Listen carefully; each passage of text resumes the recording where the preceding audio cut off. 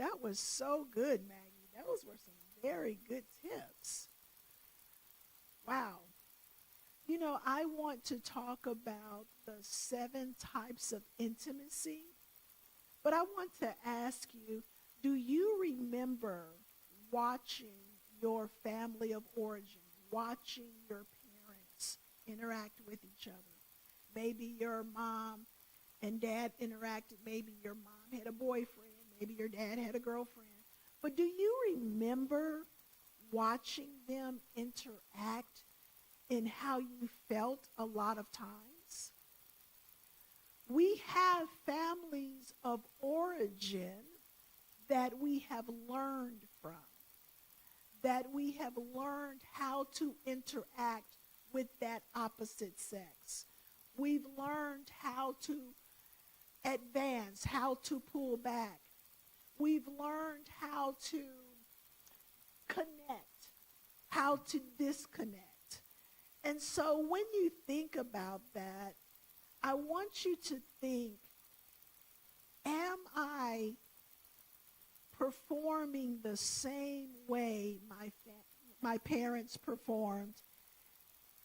Am I doing the same things my mom did? Am I doing the same things my dad did?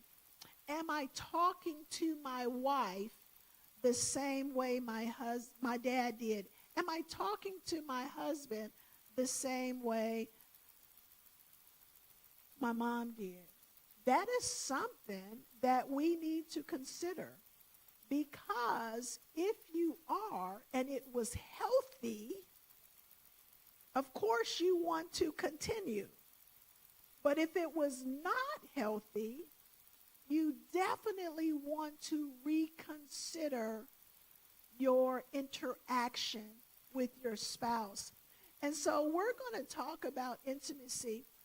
Cultivating intimacy at any level involves being vulnerable and trustworthy. Did you hear me? Vulnerable and trustworthy. Intimacy is the foundation of any healthy and enduring relationship. Intimacy. And when we think about intimacy, a lot of times we think about physical intimacy. But I'm going to share 7 different kinds. So the first is emotional intimacy. How many of you have heard of emotional intimacy? Good, good, good. Emotional intimacy. Well, let me ask you this. Do you think that a relationship can survive without emotional intimacy? Not very well? What else? Who else? Who thinks it can? Who thinks it can't? Okay. A relationship can survive without emotional intimacy, but it won't be in the most loving form, right? People can grow old and still cohabitate without being emotionally intimate. It won't be a marriage, however, with a deep connection. It won't be a marriage with a deep passion. So emotional intimacy is about being able to share, listen to this, your deepest fears, your hopes, your dreams, and your feelings, but without fear of judgment. Can you guys share those things with your spouse without fear of judgment? Let me be more specific. Can you share your hopes with your partner? Do you feel comfortable sharing your hopes with your partner? Do you feel comfortable sharing your fears with your partner? Do you feel comfortable sharing your feelings with your partner? Now, feelings seems to be an issue for some people, for some marriages. Sharing your feelings can be an issue a lot for men. Men a lot of times don't feel comfortable sharing their feelings. A lot of times when a woman asks, when their spouse, and I'm going to use partner for the sake of spouse and all of that, whenever their partners say, hey, what's going on with you? Oh, nothing, I'm good. Oh, nothing, I'm good. It's all good. I'm fine. No, I'm good. But a woman normally wants to share with you how she feels. But, again, your family of origin may have shut that down in you. And so even women won't share how they feel. They'll walk around with a frown. They'll walk around in a daze. When you ask how hey, what's going on? Oh, nothing, I'm fine. I'm good. It's all good. We have to be willing to share our feelings with our partner. You single people, are you willing to share all of those things with your partner? Do you even want to? I believe that we all desire intimacy with someone. We all want a partner to share our lives with. And so we have to consider that. Why is it important, do you think, to share these things without judgment? Without judgment. Why is that important? Somebody? Anybody? Right. When you feel safe, you want to share. When you feel safe, you want to share your hopes. You want to share your dreams. You want to share your feelings. Absolutely. And so, guys, I just encourage you to be willing to hear without judgment. So how can we continue to cultivate emotional intimacy? Well, we need to make regular time. And I know Maggie talked about this. She talked about how women have more words than men. And, when they come home from work, they're not really ready to talk. But having wholesome conversations is very important to cultivate emotional intimacy. Share your thoughts. Share your feelings openly. If you feel like let's just say Maggie, if you felt like your husband was shutting you down, how would you feel? You would get fleshy, right? And God tells us to walk by the Spirit so that we will not fulfill the lust of the flesh. So in that fleshiness, you would say something in defense of what he's doing that is mostly, I'm assuming, inappropriate or not a good thing for you to say to your husband. But how can you? When a partner is trying to shut you down from sharing your feelings, what is a good thing to do first? Yes. Prayer, prayer, prayer. Prayer and more prayer, yes.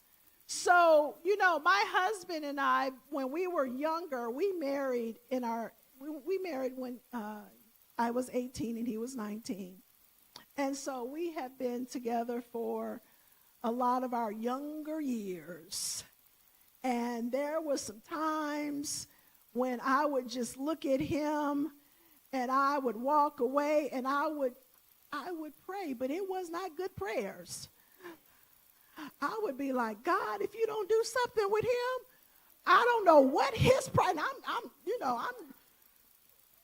to God, and then he would tell me to go fix him something to eat. Prayer, though, prayer, though, is the first thing that I always suggest you do, because prayer can calm you. You know, willpower is good, but willpower is not as effective as spiritual power. And so prayer is more effective than willpower, because I could look at him, but in my mind, I'm thinking about what I'm going to say next. But when I decide to pray, it switches. So prayer is very effective. And so another way to cultivate your emotional intelligence is to talk about things that are important to you both. When was the last time you guys had a conversation about something that was important to you both? When was the last time you had a conversation about anything? Are you talking about TV? What did you hear on the radio? What did you hear on social media that was interesting? Now, I know many of you probably look at social media vaguely, like me. I'm learning to cut back on social media. But what did you hear on the radio? What did you hear that was interesting? What did you hear about life that you guys could talk about? So you want to listen actively to your partner, and you want to experience what they're experiencing. Think about what they're talking about and have empathy, especially if they're talking about their feelings. The second intimacy is physical intimacy. Now, of course, like I said, when we think about intimacy, the first thing we normally think about is physical intimacy. But physical intimacy is not just about sexual closeness, okay? Physical intimacy encompasses a range of gestures, encompasses a range of holding hands, rubbing backs, squeezing shoulders, rubbing feet. Foot rubbing is foot rubbing, hey.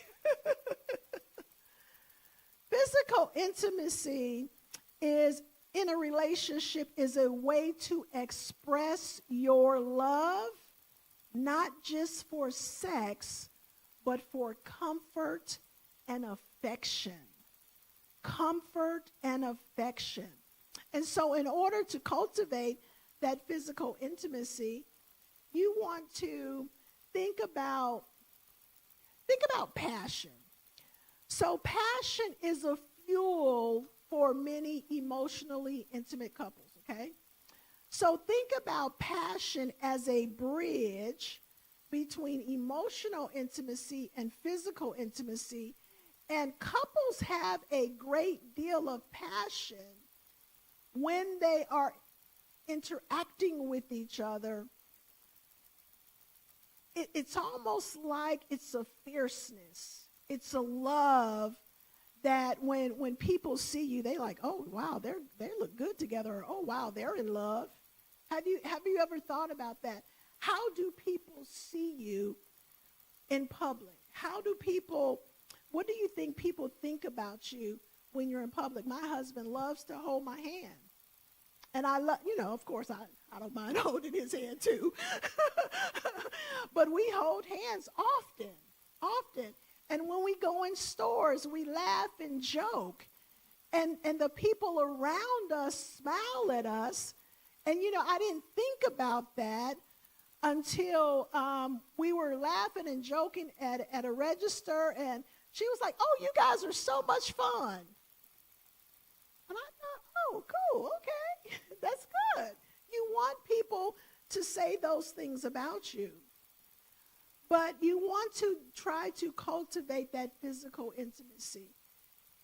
My husband just told me recently that he needed some more hugs. He needed some more affection. And I was like, babe, we're doing that, huh? What are you talking about? He was like, nope. Nope. Because even when we were first married, I would just go up and hug him and walk away. you know? My affection was very random. And so when you get used to that, you want it to continue. So the third one is intellectual intimacy. This is intimacy on a mental level. And intellectual intimacy is intimacy that you have when you have joy in sharing ideas, when you have joy in sharing belief systems, when you have joy in engaging in conversations. Now, I know a lot of married couples don't think about intellectual intimacy in that way, but it fosters a sense of mutual respect and admiration. And it should challenge you to think about what you're saying. Maggie talked about that a lot of times we can speak death instead of life. A lot of times we can speak negativity instead of positivity. And so intellectual intimacy, it's engaging in meaningful discussions about topics that, of course, interest you both, but it can also mean introducing topics to your partner that they may not even think about. And so some of those examples are reading books, watching documentaries, attending lectures together. And, you know, there are a lot of media. There's a lot of just distractions now, a lot of distractions now. So you want to be very specific, very specific and intentional about developing your intellectual intimacy. Because, you know, when there are a lot of differences, when there are a lot of differences between partners, there has to be compromise.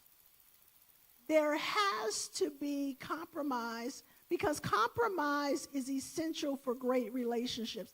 That means making concessions. That means giving and taking, giving and taking. And if you guys have everything in common, then of course you're blessed. You're blessed. But let me say this, and I don't mean to hurt anybody's feelings, but I believe you are very selfish when you are not willing to consider your partner's reasonable desires. That is a selfishness. That is a selfishness that you need to take to the Lord. That is a selfishness that you need to pray about. Because that type of selfishness is not healthy in a relationship of any kind. If your partner asks you to go to a play, a workshop, listen to a podcast, or take a look at a webinar, and you always say no, please take that to God. Please take that to God. God does not want you to have a disconnect in your relationship, and that can really cause a disconnect. And so to cultivate intellectual intimacy, then you want to really try to think about those things that you have not done before. Have you watched a documentary together? Have you gone to a play? What have you done? Have you listened to a podcast together? What have you done to really cultivate that? Consider that. The next one is experiential intimacy. Now, this is sharing experiences, whether they're everyday experiences or periodic adventures. I like experiential intimacy because you're creating memories. You're creating memories that you can laugh about. Now, sometimes your experiences may not be a good experience, but the way you react can continue to help you grow through that experience. So when I think of experiential intimacy, cooking together, planting a garden, hiking, paintball, zip lining. I love when my husband and I went zip lining together, traveling, or simply watching a movie together with popcorn. That's something that we do often. What kind of experience are you sharing together? Remember, this is together. You're sharing experiences together. Now, in order to cultivate this, you want to plan regular activities that you both enjoy or are willing to try. The key is to spend quality time doing things that give you both happiness. All right, the fifth one is spiritual intimacy. Now, I highly recommend that you single guys talk about your spiritual beliefs with your new partner, because let me read 2 Corinthians 6:14 through 15. It says, "Do not be unequally yoked with unbelievers. For what partnership has righteousness with lawlessness? And what fellowship has light with darkness? What harmony is there between Christ and Belial?" Now look, we are living in a time when deception is very common.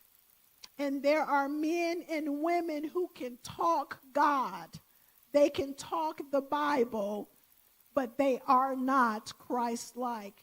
They have not given their lives to Christ. You definitely want someone who has given his or her life to Christ. When hubby and I met, we met as teenagers, and we started dating as teenagers. And so we didn't necessarily talk about our spiritual beliefs. But he knew I went to church. He knew I was in the choir. And when I was younger, though, my mom took me to a church, and the pastor said, "Young people, you are not too young to pray for a spouse. And you want to pray specifically." And so I considered that, and I remembered that, and I said my Hail Marys, because I went to a Catholic church, but I prayed for my spouse. I prayed for a man who would take good care of me, who would treat me well. And God has blessed me with my husband. But, you know,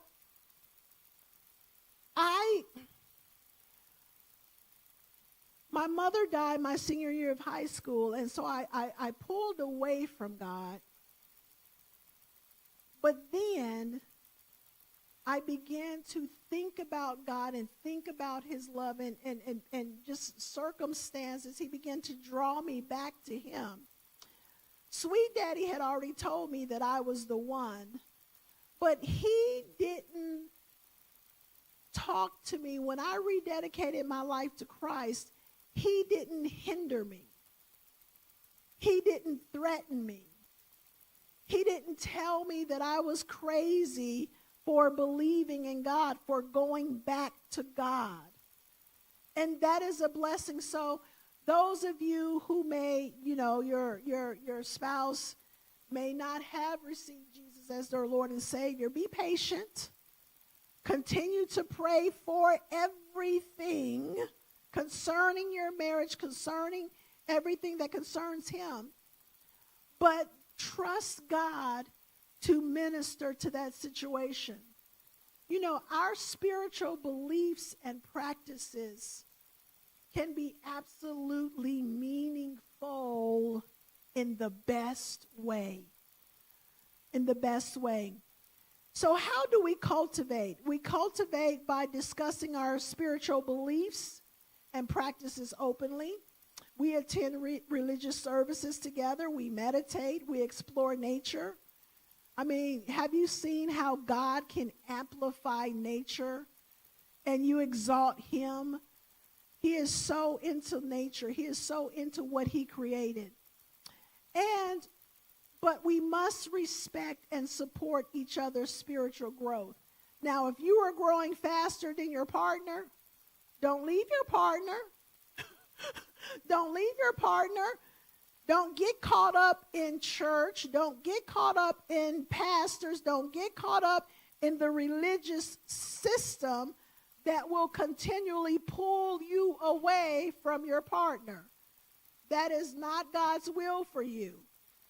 Your partner is your first priority. Your partner, him or her, is your life priority. First God, then your spouse. And then, of course, your offspring if you have any. But first God, and then your spouse. So be very careful with that. The second one is creative intimacy. Creative intimacy involves expressing yourself through art, music, writing, dancing, and other creative activities. How many of you are creative? Everybody should raise their hands. Do not say that you don't have a creative bone in your body, because you do. You just haven't identified it yet. We all have creative tendencies. We just need to identify them. And so when we cultivate that creativity, we must take a creative project, do a creative project together. Okay? So I want you to consider that. What can you guys do together? Paint? Go to plays? What about ballroom dancing? I want to tap dance, but hubby was like, no, I'm not tap dancing. I'm not tap dancing. But you can do something creative together. This would make such a good date night. Do something fun. Do something that you have never considered doing before. The last one is financial intimacy. Financial intimacy involves being open and honest about your financial goals, your spending habits, and any other financial concerns you may have. It's about creating a financial plan together and supporting each other's financial well-being. Do you support your spouse's financial well-being? What is a financial well-being? It goes back to goals. Do you guys have the same goals? Do you guys have a budget? Do you guys, what are your plans in the next 10 years? What are your plans at retirement? These are goals that you must develop within yourselves, because, we see the changes that are going on in the world. Do you have a set plan for those changes? Intimacy pushes individuals to confront their fears, confront their insecurities and past traumas. And so we want to cultivate these intimacies, these 7 intimacies, to bless, to be an encouragement, to be a light to our partners. Those of you who are single, you want to be a light, you want to be a blessing to your partner, but of course you need a good partner. Okay, I'm just saying. So this is my take on the 7 intimacies. If you are honest, if you are open, and you are transparent, You can grow all 7 of these intimacies with effort and intention. Amen. Amen. All right, now we have Mr. Robert Sales.